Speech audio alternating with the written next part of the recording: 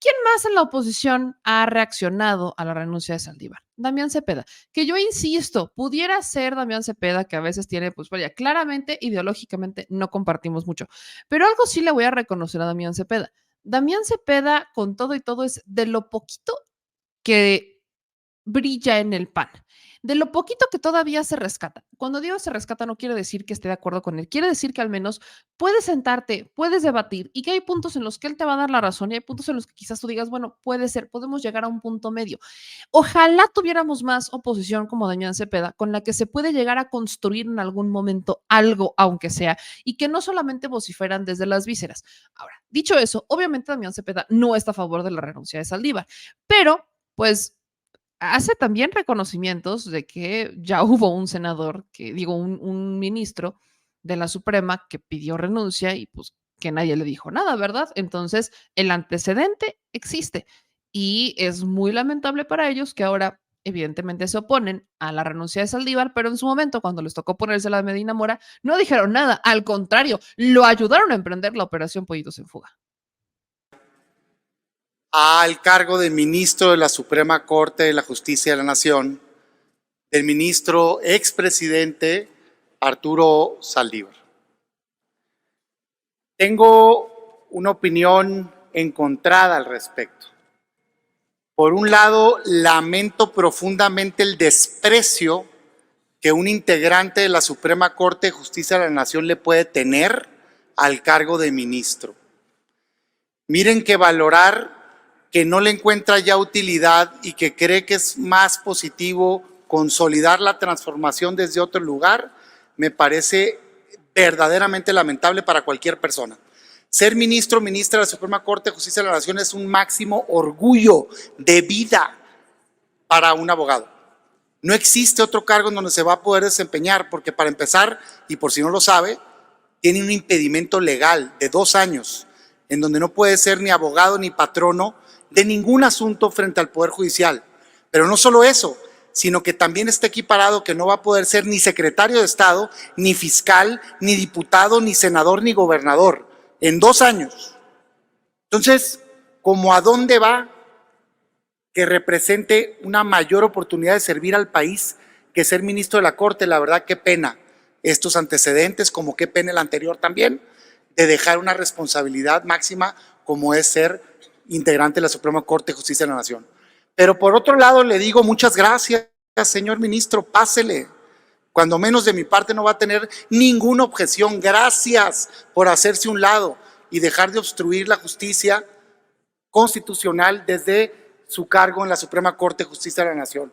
Porque si bien hay resoluciones interesantes en otra época, en la última época de este ministro que fungió como presidente y en coincidencia con este sexenio, fue una pena sus posiciones. Desde el intento de quedarse más tiempo ilegalmente al frente de la presidencia de la Corte. Concluya.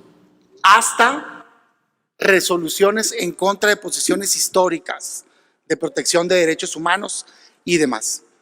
Para tener un ministro que esté subordinado al interés del Poder Ejecutivo, mejor tengamos la oportunidad de nombrar a una nueva persona ahí. Pero mi llamado va a este Senado y particularmente a la oposición, a que estemos a la altura. Los nombramientos de ministros y ministras de la Corte requieren 2/3 partes de este Senado. Y nunca ha tenido 2/3 partes el presidente López Obrador y Morena, desde 2018 hasta ahorita, y sin embargo ha logrado todos los nombramientos que ha querido. ¿Cómo es posible si no tiene los votos? Porque ha votado parte de la oposición. Y hoy un cortadero de venas, que qué bárbara la ministra Yasmín Esquivel. Qué bárbara, qué bárbaro quien nombró a la ministra sabiendo que había una subordinación. Y eso implica toda la mayoría de Morena más una parte de la oposición. Y sí sabíamos de la cercanía política, yo lo dije en esta tribuna. ¡Qué sorpresa el comportamiento de la ministra, con mucho respeto, Ortiz! Pues yo no sé qué le sorprende, había sido diputada del movimiento tiempo antes y había trabajado en la presidencia de la República. Concluye. ¿Cómo qué parte le sorprende de la cercanía? Los cargos de ministro y de ministras de la Corte son para ser independientes, son para ser autónomos. No, no debe de estar ahí un opositor. No hay que confundir. No son oposición la Corte. Están ahí para ser independientes, están ahí para ser autónomos. Y esa es la oportunidad que va a tener este Senado de la República. Ojalá estemos a la altura. Por último, no puedo dejar de mencionar que creo que esta es una decisión concertada. Creo que es una jugada política, porque resulta ser que con esta renuncia anticipada le otorga la facultad al presidente de la República de hacer un nombramiento, de proponer a alguien por 15 años, facultad que no hubiera tenido derecho si este ministro termina su gestión. No le tocaba al presidente de la República actual proponer a este nuevo integrante, hombre o mujer, de la Suprema Corte de Justicia de la Nación. Por todo eso, lamento profundamente la decisión, pero digo, aprovechémoslo como oportunidad y nombremos a un ministro o ministra digno de la Suprema Corte de Justicia de la Nación. Muchas gracias. Pues cuando hablan de digno, ¿no? Ahí es donde entran los cuestionamientos. Lo he dicho muchas veces. Nunca, nunca en la historia de México, más que en este momento, hemos visto a los ministros cumplir con ese famoso criterio de ingratitud, salvo el caso de Saldívar con Calderón, porque sí, Calderón propone a Saldívar y el Senado lo vota.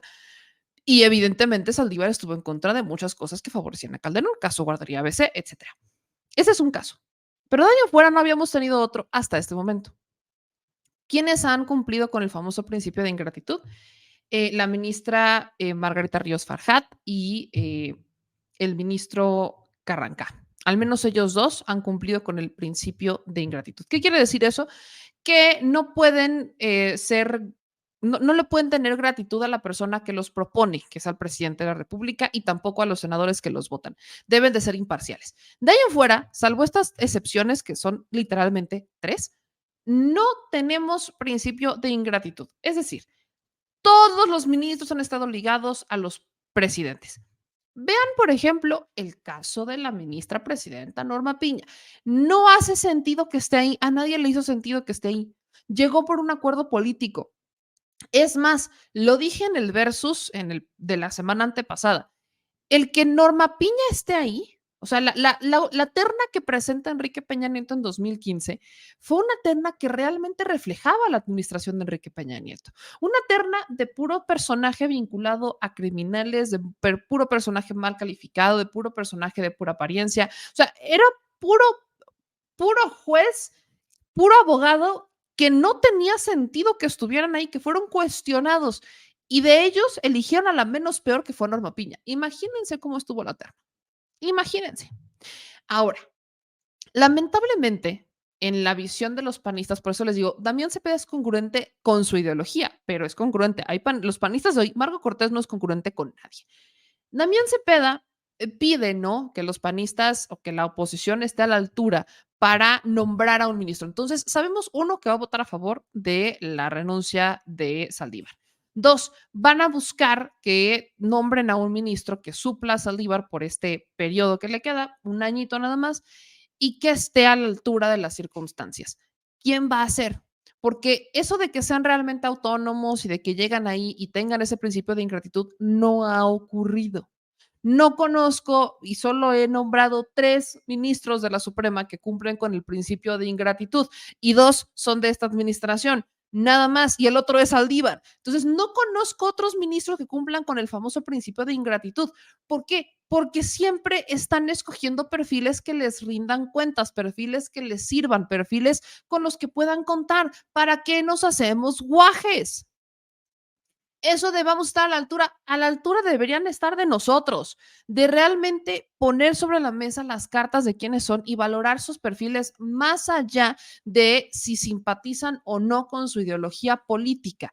Esta decisión en el Senado, claro que va a ser política, no va a ser jurídica, no van a elegir al mejor perfil, van a elegir a alguien que pueda hacer un contrapeso, al menos durante un año, a lo que pudiera presentar Andrés Manuel López Obrador, a los acuerdos, a los decretos, van a presentar, van a poner, vaya, incluso en este momento es delicado porque viene lo de la extinción de los fideicomisos, que ya acordaron y que se supone que Norma Piña está de acuerdo y todo eso, pero de todas maneras, hay un factor ahí de que pueda entrar alguien más y que vaya a votar no con una lógica de justicia, no con una lógica hacia el pueblo de México, no con una lógica de imparcialidad, sino que vote con una afiliación política de derecha.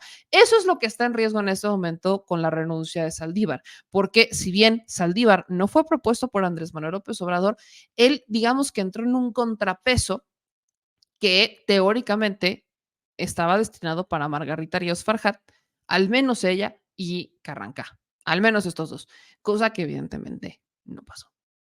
Entonces, habrá que estar muy pendientes del futuro de Saldívar en estos días, quiénes son las propuestas, a quiénes van a nombrar, y el nombramiento, hay que dejarlo claro, solamente es por un año. En el Senado, y esto también puede pasar, tienen dos opciones, o sea, solamente tienen dos oportunidades para generar los votos suficientes, las famosas 2/3 y poner a un perfil con el que todos estén de acuerdo o al menos la mayoría esté de acuerdo. Si eso no pasa, si agotan sus dos oportunidades, la tercera es designación directa de López Obrador. Esa es la que va a pasar. Les puedo cuasi asegurar que ese va a ser el escenario. Cuasi les puedo asegurar que los senadores no van a llegar a un consenso, que no van a lograr los votos. Está pasando con el INAI. El caso INAI les puedo apostar que es lo que va a pasar ahorita. Y van a terminar agotando las oportunidades para que Andrés Manuel López Obrador designe de manera directa a alguien en la Suprema Corte, al menos por este año. A ver, y al tiempo, a ver si me equivoco o a ver si va por ahí la tirada.